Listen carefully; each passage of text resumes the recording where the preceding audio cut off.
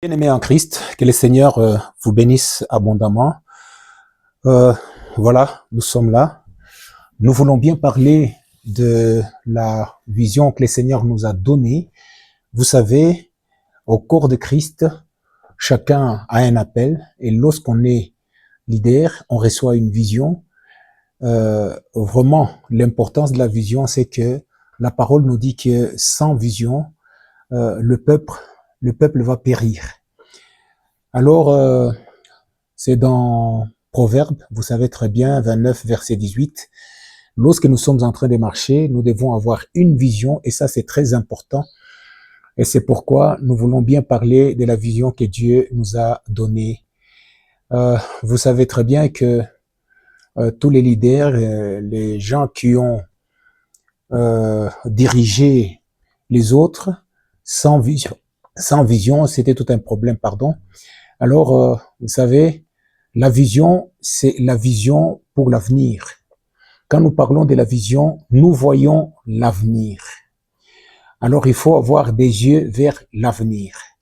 La vue, ce sont les yeux physiques, tandis que la vision, c'est les cœurs qui voient loin. La vision, il y a l'inspiration, il y a la révélation, et la parole de Dieu dit que un peuple sans vision, c'est véritablement un peuple sans frein, et surtout dans les choses de Dieu où nous sommes, lorsque vous n'avez pas de vision, vous risquez d'aller au-delà de la grâce. Et c'est ce que beaucoup de gens font aujourd'hui. Et lorsque vous allez au-delà de la grâce, vous devez savoir que vous êtes dans la disgrâce. Alors, quand nous parlons de la vision, c'est comme nous sommes en train de le dire, nous regardons dans les futurs. Ésaïe 46, verset 10 nous dit ceci, « J'annoncerai dès le commencement ce qui doit arriver, et longtemps d'avance ce qui n'est pas encore accompli. » Ça, c'est l'Éternel qui parle. Mais lorsque nous voyons aussi dans la Nouvelle Alliance, nous avons le Saint-Esprit qui dit expressement que dans les derniers temps, il y a des gens qui vont abandonner la foi et ils vont s'attacher à des esprits de séduction. Et ici, nous sommes en train de voir le Saint-Esprit nous parler des choses dans les temps de la fin. Donc, comme nous avons le Saint-Esprit aujourd'hui, lorsque nous voulons bien qu'il nous parle, il est capable de nous parler des choses futures, c'est-à-dire même nous éclairer. Que le Seigneur, notre Dieu Tout-Puissant, nous bénisse et vous bénisse également. Alors, nous avons les deux passages dont nous venons de parler ici. Nous avons d'abord Ésaïe 46, verset 10, et nous avons également 1 Timothée 4, verset 1.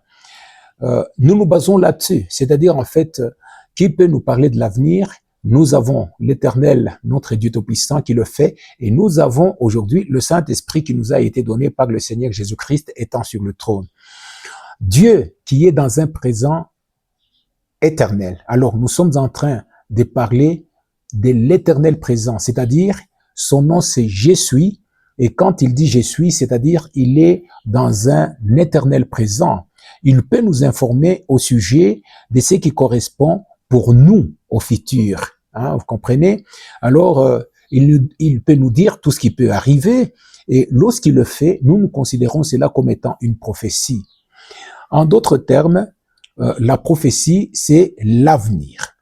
Alors, en accord avec ce que nous venons de dire, nous avons aussi le Saint-Esprit, n'est-ce pas, qui nous provient de ce qui va se passer dans les temps derniers. Donc, l'inspiration divine ne concerne pas seulement le déroulement de l'histoire humaine, mais elle concerne aussi les temps de la fin, c'est-à-dire les temps derniers. Alors, nous savons très bien que l'étude des derniers temps est appelée l'eschatologie. En théologie, hein, nous en parlons quand même pour vous dire que même les choses que nous sommes en train d'apprendre dans la culture chrétienne, dans la théologie, elles vont toujours nous aider, n'est-ce pas, à soutenir la vision que Dieu nous a donnée. Alors, le mot eschatologie est composé de deux termes. Alors, nous avons d'abord eschatos, ça veut dire dernier, et nous avons logos, ça veut dire paroles. Et même quand nous regardons, lorsque nous étudions la Bible, vous allez trouver que il y a 150 chapitres qui visent véritablement les derniers temps. Et Jésus lui-même, quand il a parlé des derniers temps, il a longtemps parlé d'ailleurs, il en a parlé beaucoup, et nous trouvons cela dans le chapitre 24 et 25 de Matthieu. Voilà. Alors, tout étudiant de la Bible, il doit étudier l'eschatologie. Ça, c'est bien. Lorsque nous étudions l'eschatologie, nous sommes sérieusement éclairés.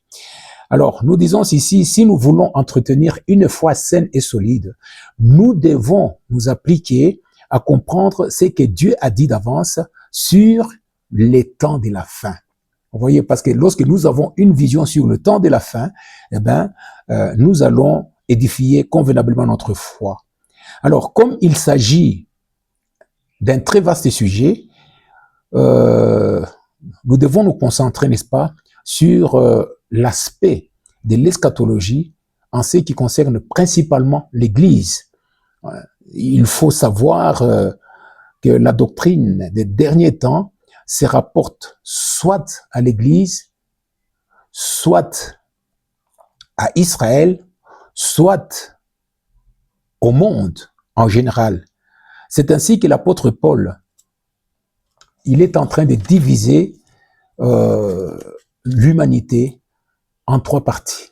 Lorsque nous lisons 1 Corinthiens 10, verset 32, eh ben, il est dit que ne soyez en scandale ni aux Grecs, ni aux Juifs, ni à l'Église des dieux. Donc, vous voyez, nous avons donc les Grecs, hein, c'est le monde païen, et puis nous avons les Juifs et nous avons l'Église. Donc, en trois parties, et quand le Saint-Esprit nous parle, il nous parle en fonction de ces trois parties. Mais alors, nous allons nous baser sur l'histoire de l'Église. Hein? C'est comme nous l'avons dit, pas seulement le Saint-Esprit nous a parlé de ce qui se passe en ce qui concerne l'histoire de l'Église, mais l'histoire de l'Église confirme la prophétie que nous avons eue à partir du Saint-Esprit concernant l'Église. Alors, le Seigneur est celui qui annonce les choses avant qu'elles n'arrivent. C'est l'esprit de prophétie qui caractérise ces livres. Et quand nous voyons comment l'histoire s'est faite, nous disons, Dieu reste Dieu. Alors, il faut comprendre une chose. Nous partons du dernier livre de l'Apocalypse, qui retient en fait en ce moment notre attention. Le livre de l'Apocalypse est un livre qui nous parle de trois choses. Lorsque nous lisons Apocalypse 1, verset 19, la parole de Dieu déclare, donc ça c'est Jésus qui divise ses livres aussi en trois parties. Alors, il est en train de dire ceci à Jean. Jean, tu dois écrire les choses que tu as vues. Donc, il y a des choses que Jean a vues personnellement, les choses qui sont et les choses qui viennent après elles. C'est ça que dit la parole de Dieu. Alors, concernant la troisième partie, là, nous savons très bien que la troisième partie, elle va commencer à partir de l'Apocalypse 4, 1. Regardez ce que le Seigneur est en train de dire à Jean, que après cela, je regardais et voici, une porte était ouverte dans le ciel. La première voix que j'avais entendue, eh ben, c'est comme le son d'une trompette qui me parlait, et ce que dit Jean, dit, monte ici, je te ferai voir ce qui doit arriver dans la suite. Cela signifie que du chapitre 4 au chapitre 22, nous avons là des choses qui doivent arriver après les autres. Donc, nous disons quoi en ces moments bien précis? Nous sommes en train de voir que à partir du chapitre 4, verset 1, il est dit à Jean, monte. Et il a entendu le son de la trompette.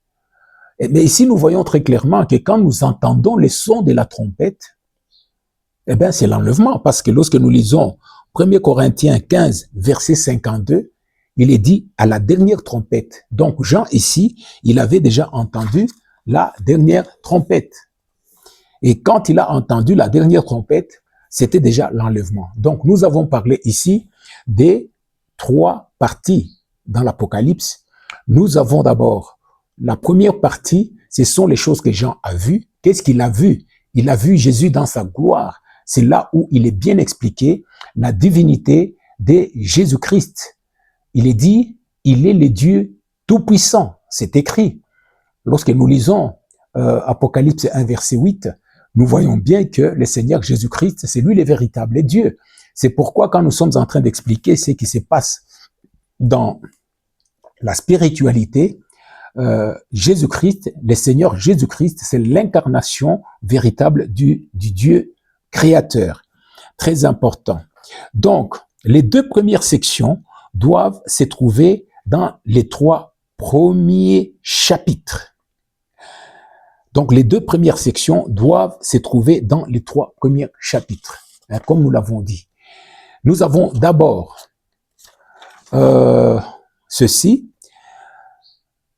Ils décrivent l'état spirituel de toute l'Église depuis qu'elle existe. C'est-à-dire que tout au long de l'histoire de l'Église, nous pouvons voir les mêmes caractéristiques de façon simultanée partout sur la terre. Qu'est-ce que ça veut dire?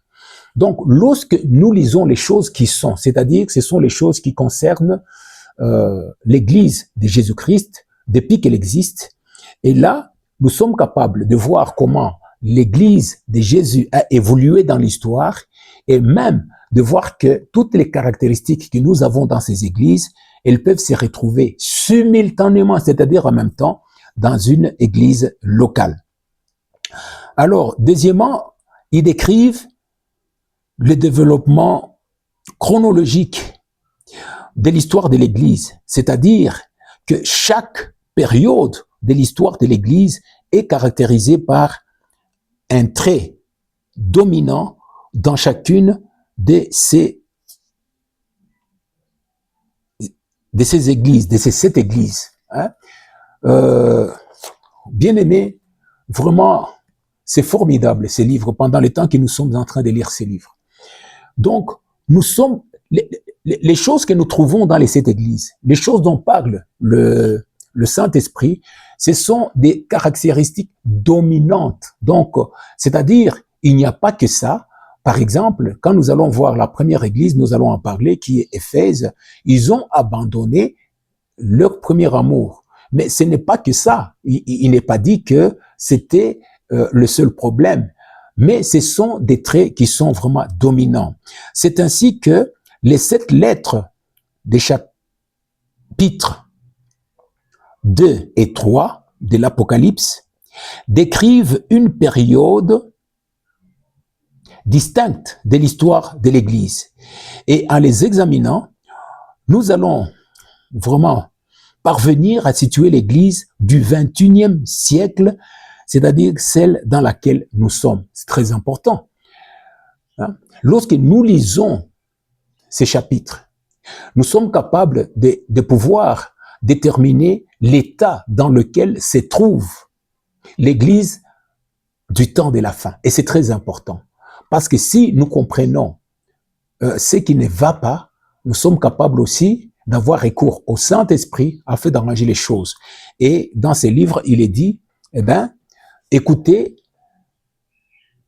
que celui qui a des oreilles entende ce que le Saint-Esprit dit aux églises. C'est très important. Alléluia. Donc, nous pouvons donc dire que en ce moment, l'Église de Jésus-Christ sur toute la terre correspond à chacune de ces 7 églises. Nous, qu'en même temps, l'Église d'aujourd'hui correspond à une lettre précise. Donc, nous sommes capables, n'est-ce pas, de voir à travers les 7 lettres, quelle est la lettre qui correspond à l'Église d'aujourd'hui, à l'Église du temps, de ce jour. Alors faisons un rapide survol des différentes périodes ou phases. Nous allons maintenant y aller. C'est-à-dire, en fait, pendant l'histoire, nous avons 7 périodes et nous commençons d'abord par l'église d'Éphèse. Vous savez, lorsque Paul était à Éphèse, il a parlé aux anciens d'Éphèse en disant, maintenant je suis parti, vous ne me verrez plus. Mais attention, je sais très bien que quand je vais partir, nous sommes dans le livre des Actes, il va s'introduire au milieu de vous des loups cruels, des loups ravisseurs. Qu'est-ce qu'ils vont faire? Eh bien, ils vont introduire des fausses doctrines et ils vont séduire les gens, les attirer vers eux. Donc, ce sont des faux docteurs. Mais dommage que déjà dans le 1er siècle, ces gens-là ont fait irruption dans l'Église. Et qu'est-ce qui s'est passé? L'Église, lorsque nous lisons l'Église d'Apocalypse, nous sommes dans l'Église d'Éphèse plutôt, nous sommes dans Éphésiens 1, verset 15, on nous dit ceci, on nous dit que cette Église, elle était réputée, on a parlé de la foi de cette Église et surtout de l'amour de Dieu, l'amour que cette Église avait vis-à-vis, pas seulement du Seigneur Jésus-Christ, ça nous lisons dans Éphésiens 6, verset 24, donc un amour inaltérable vis-à-vis de Jésus-Christ, mais aussi l'amour vis-à-vis des prochains. Donc, c'est une église qui, au départ, était caractérisée par l'amour de Dieu. Et cela est vrai. Vous savez que la foi ne peut agir que par la charité, comme nous le lisons dans Galates 5, verset 6, c'est-à-dire la foi est agissante par la charité, c'est-à-dire l'amour désintéressé. Mais déjà, au 1er siècle, cette église a abandonné la foi. Cette église a abandonné la foi. Mais ça, c'est terrible. Cette église qui a abandonné la foi, elle a abandonné la foi parce que l'amour s'est refroidi, l'amour était abandonné, l'amour de Dieu. Et lorsque Jean parle à cette église, il dit, j'ai contre vous une chose. Bien sûr, il y avait déjà une doctrine, la doctrine des Nicolaïtes, cette doctrine qui a vraiment souillé l'église et on a eu finalement que l'amour était refroidi et était abandonné. Or, vous savez très bien que dans les choses de Dieu, ce qui nous pousse à l'autel, ce qui nous pousse au sacrifice, parce qu'il est dit quelque part, Dieu a tellement aimé le monde qu'il l'a sacrifié. Donc, lorsque l'amour commence à travailler en nous, c'est l'esprit du sacrifice qui se manifeste, c'est-à-dire cet amour de Dieu nous positionne à l'autel.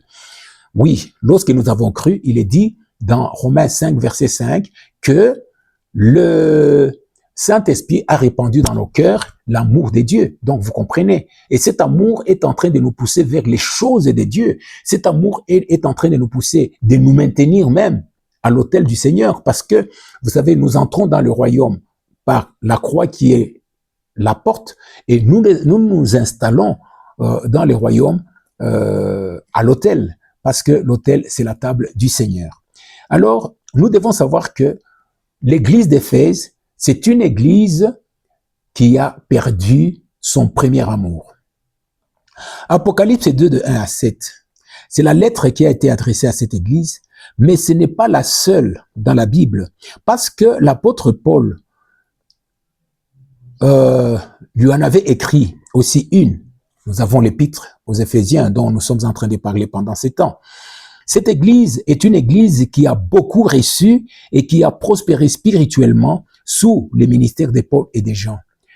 Donc, pendant la période apostolique qui correspond au 1er siècle, quand Paul termine son épître, il écrit aux Éphésiens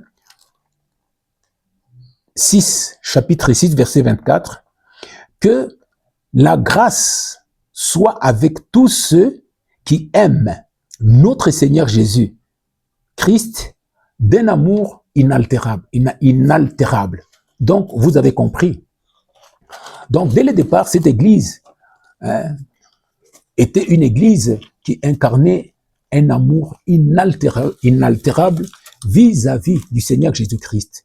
Mais, dès le départ, à la fin du 1er siècle, dans les années 95-96, date à laquelle Jean écrit l'Apocalypse, voir ce que le Seigneur dit en Apocalypse 2, verset 4, il dit « Mais j'ai contre toi quelque chose, c'est que tu as abandonné ton premier amour. » Nous devons comprendre une chose sans entrer dans le détail, mais nous disons ceci, que cette lettre dépeint l'Église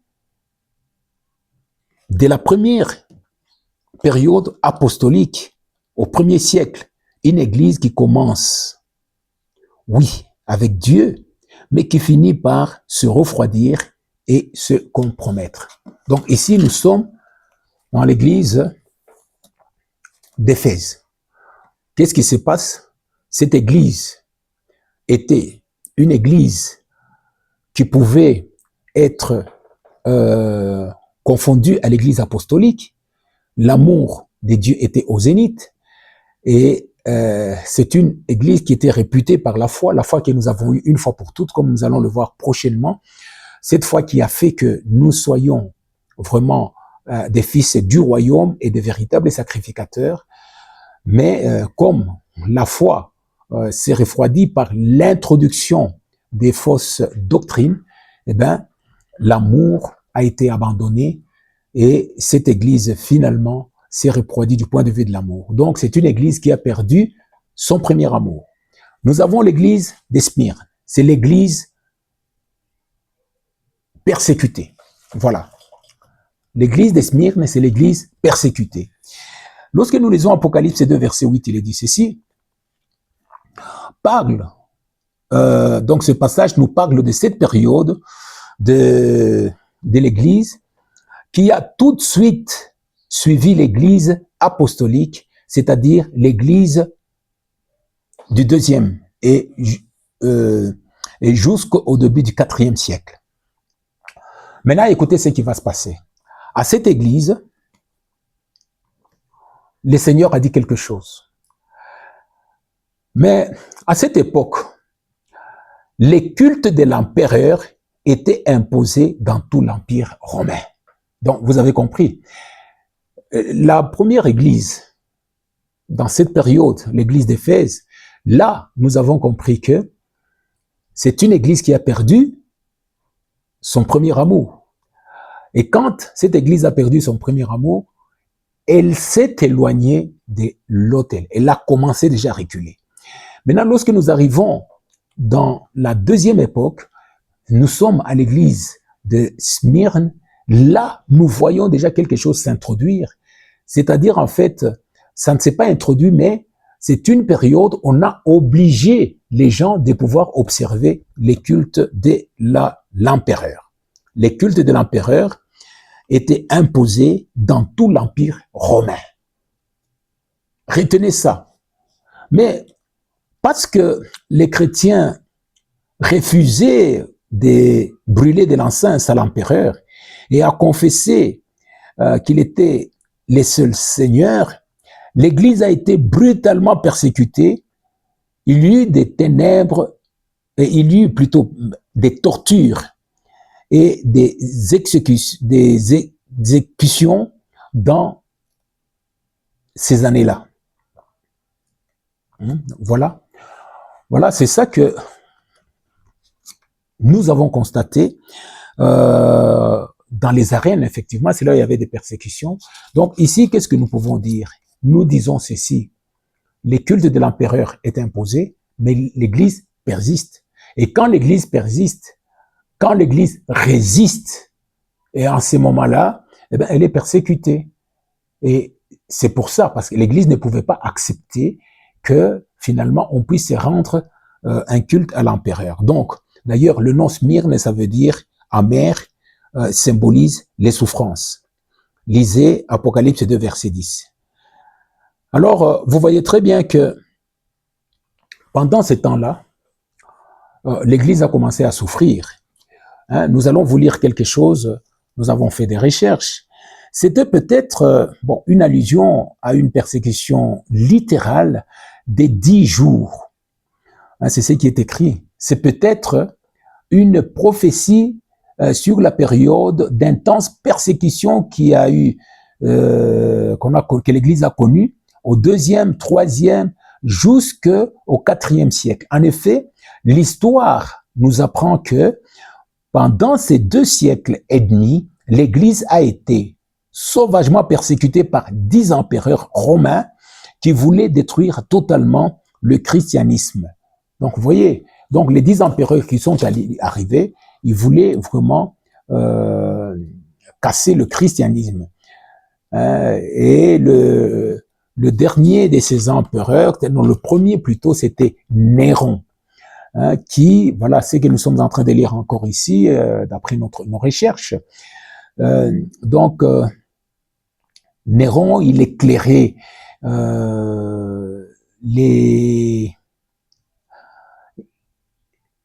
il éclairait les jardins de son palais en y brûlant des chrétiens sur des poteaux, vous voyez. Les derniers fut Dioclétien, qui fut à l'origine de la persécution le plus sévère contre les chrétiens. Donc, l'église de Smyrne correspond à l'église persécutée du 2e et 3e jusqu'au 4e siècle, des années 100 à 300, ce qui correspond à ce que les seigneurs et Paul avaient annoncé aux croyants dans Jean 16, verset 33. Si vous lisez Jean 16, verset 33, vous allez trouver cela. Alors, il a dit ceci, « Vous aurez des tribulations dans les mondes, mais prenez courage, j'ai vaincu le monde. » Et dans Acte 14, verset 22, c'est par beaucoup de tribulations qu'il nous faut entrer dans le royaume des dieux. C'est ce que dit la parole des dieux. Alors, nous arrivons maintenant à la 3e période. La troisième période,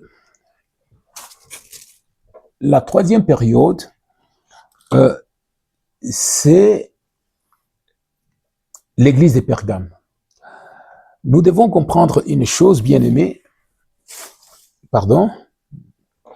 Nous devons comprendre une chose, bien-aimés. L'église Pergame, c'est l'église des compromis. À ce niveau, qu'est-ce qui s'est passé? Eh bien, lorsque nous lisons Apocalypse 2, de 12 à 17, nous comprenons que c'est le moment où la persécution est terminée. Mais c'est quand même dommage parce qu'en ce moment, nous avons l'entrée de Constantin qui est arrivé et qui a fait que la religion soit officielle, c'est-à-dire que l'Église soit une Église institutionnelle. Elle était dans les institutions et la persécution était terminée. Et quand la persécution est terminée, eh bien, vous voyez l'Église qui était persécutée, maintenant c'est elle qui commence à persécuter ceux-là qui ne voulaient pas croire. Maintenant, aujourd'hui, là, nous avons une période où on commence à obliger les gens de croire et ceux qui ne voulaient pas, eh bien, ils étaient aussi tourmentés, ils étaient persécutés. Donc, c'est la période d'une église des compromis. Donc, il y a l'État, Constantin, donc l'État, avec l'église, ils sont entendus. Et Constantin qui entre, vous savez, il y a beaucoup de choses sans aller en profondeur. Mais en ce moment-là, l'église devient très puissante. Elle est rendue puissante par l'État. Donc, ça, c'est l'église des compromis, Pergame. En ce moment-là, l'église commence maintenant à tourmenter tous ceux-là qui ne voulaient pas s'introduire en elle. C'est une église des compromis. Et vous voyez très bien que quand l'église commence à se compromettre avec l'État, en ce moment-là, eh ben, elle continue toujours à reculer vis-à-vis de ce que nous appelons l'autel. C'est une grande défaite pour l'église. Hein? Il y a eu une fusion entre l'État et l'église, et le pouvoir était dans les mains du clergé qui dominait absolument tout dans l'Empire. Est-ce que vous avez compris ça? Donc, vous avez les clergés. Il y avait les clergés dans l'Église qui finalement dominaient tout dans l'Empire.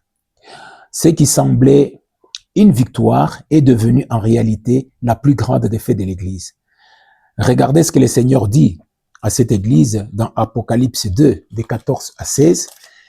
Eh bien, moi, j'ai quelque chose contre toi, c'est que tu y as là des gens attachés à la doctrine de Balaam, c'est-à-dire qui enseignaient à Balak de mettre une pierre d'achoppement devant les fils d'Israël pour qu'ils mangeassent des viandes sacrifiées aux idoles et qu'ils se livrassent à l'impudicité. De même, vous avez aussi des gens qui sont attachés pareillement à la doctrine des Nicolaïtes.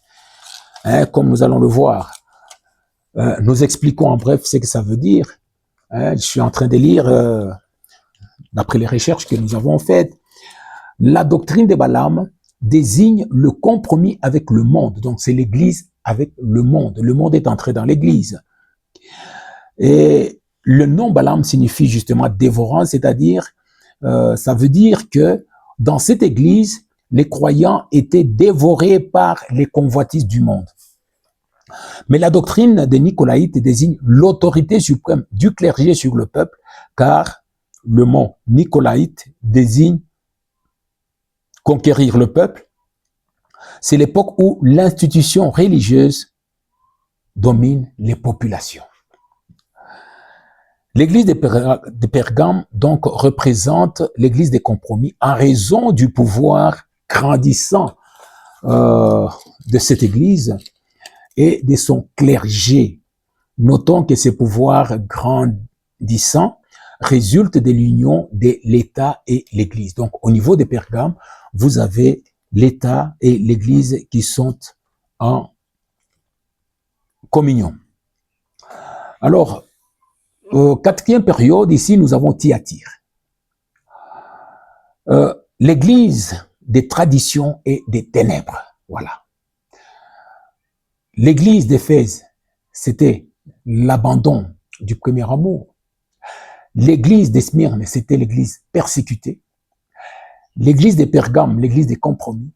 Mais ici, nous avons Thyatire, l'église des traditions et des ténèbres. Nous lisons Apocalypse 2, des 18 à 29.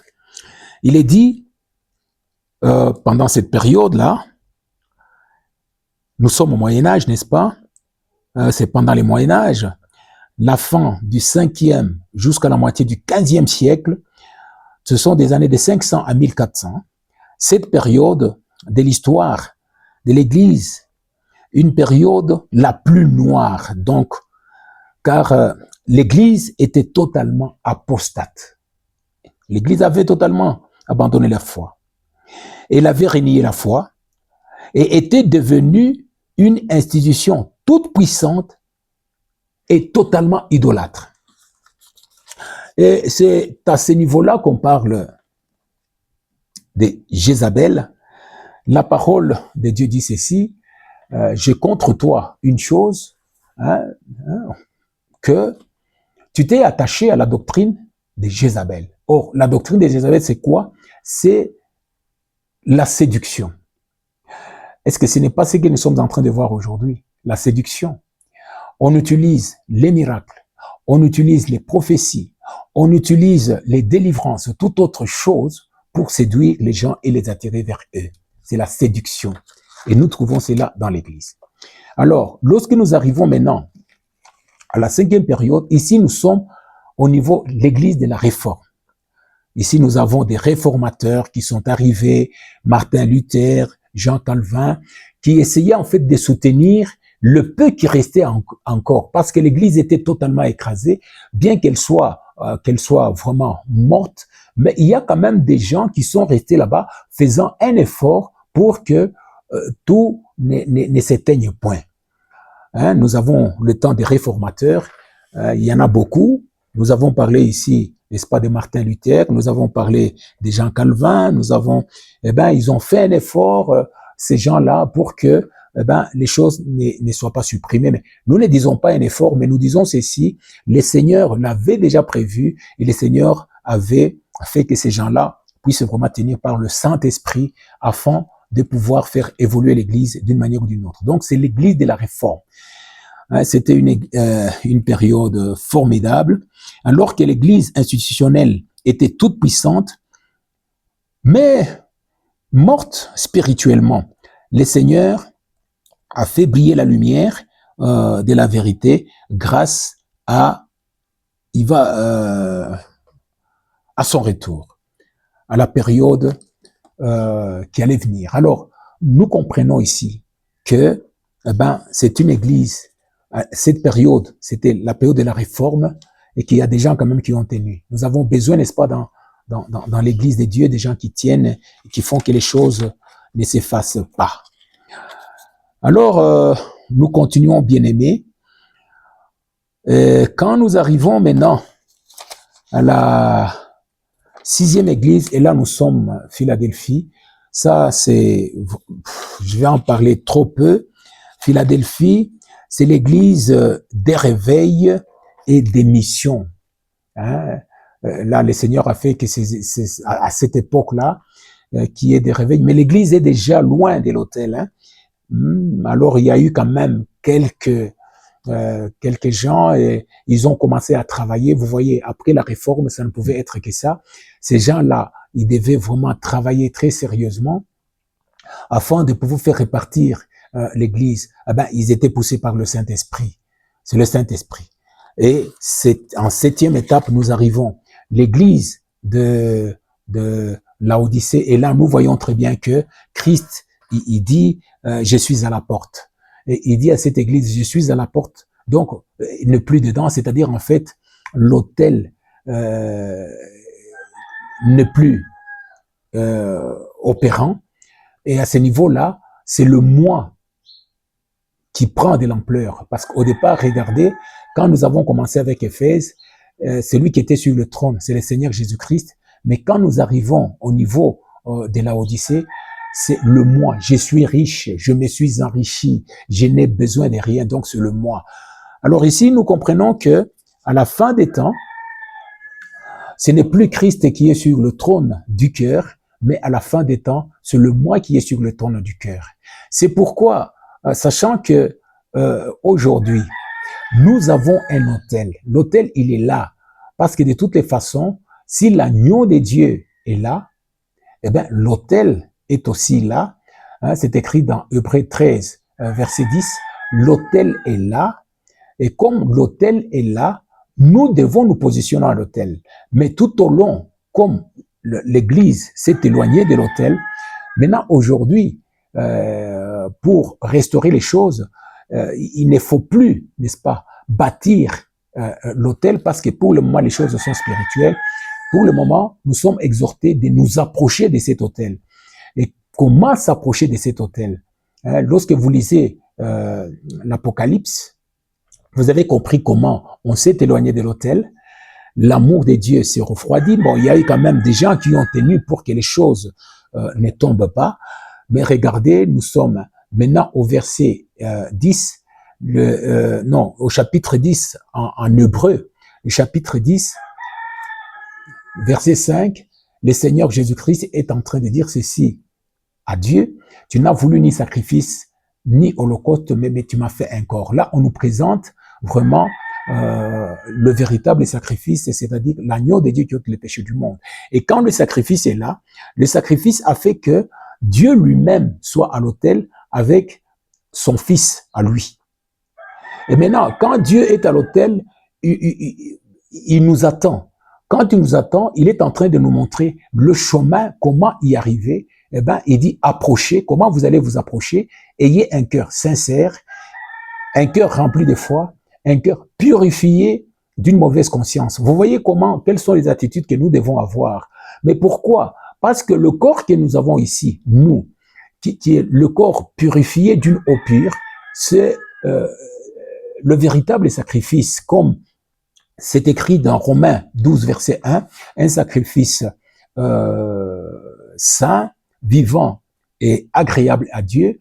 Donc, vous voyez, mais comment est-ce que nous devons nous approcher, n'est-ce pas, du véritable autel qui nous est montré dans Hébreux 13, verset 10? Eh bien, c'est en ayant, nous devons, et c'est là nous les recherchons en priant continuellement, un cœur sincère, un cœur rempli de foi, un cœur purifié d'une mauvaise conscience. Mais là, on retire quelque chose de très important. Quelle est la chose qu'on a essayé de retirer pour en parler très sérieusement? Nous sommes dans Hébreux verset 11. Vous voyez, on évolue et là, on parle maintenant de la foi. On définit la foi, on nous exhorte et là, on nous dit que sans la foi, il est impossible de plaire à Dieu.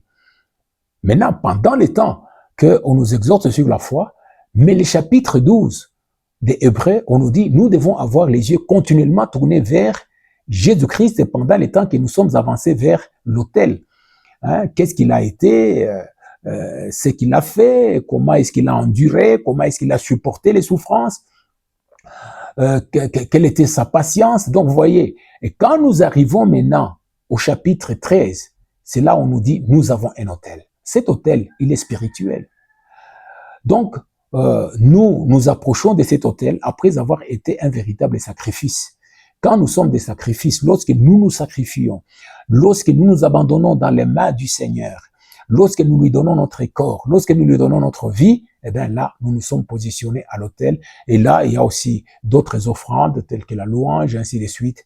Que le Seigneur vous bénisse. Et voilà la petite réflexion que nous avions aujourd'hui, dite comme elle est dite, mais ça va nous permettre quand même de comprendre quelle est la vision que le Seigneur nous a donnée. Aujourd'hui, nous disons ceci, l'autel n'est pas physique, l'autel n'est pas visible, mais l'autel est spirituel. Et cet autel, son nom, c'est Christ qui nous donne accès au Père. Que le Seigneur, notre Dieu de puissance, vous bénisse. Amen.